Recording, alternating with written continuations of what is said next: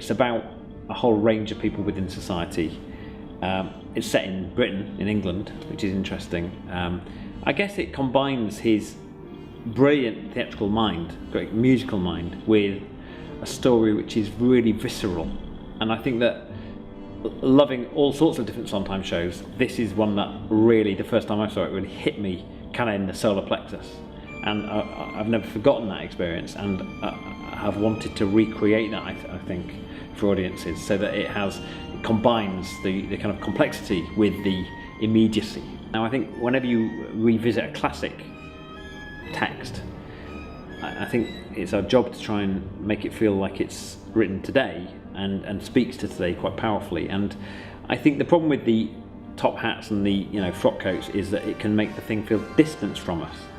And I think what's sometimes done brilliantly is to make the piece about politics with a small p in a very contemporary way.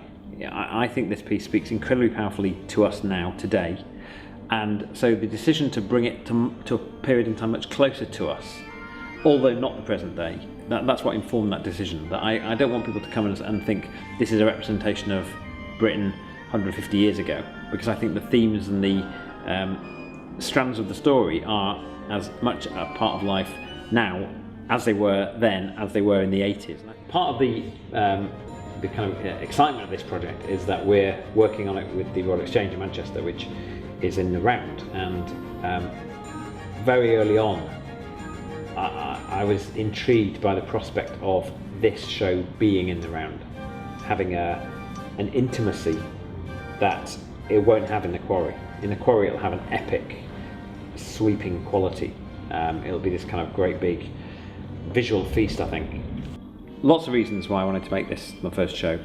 I guess the most important is that it's a great big, huge, epic, exciting piece of theatre. It's a really powerful, emotional story. It's total theatre. It has music, it has movement, it has strong kind of themes and storytelling elements to it.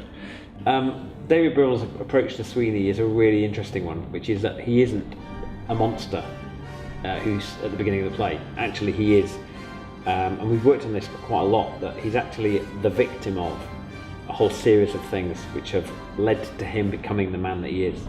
And his journey, his descent into this kind of mad bloodletting, is not this instantaneous thing. So we're trying to find a way that we represent somebody who has suffered and endured on an enormous scale and is still attempting to find out what's happened to his family, and what he does in the course of the play is a result of the actions that have happened around him. And Mrs. Lovett, again, you can explore that character, and Gillian Bevan's doing this, that actually she's had an unrequited love for this man for 15, 20 years. She's delusional, yeah, she's a survivor.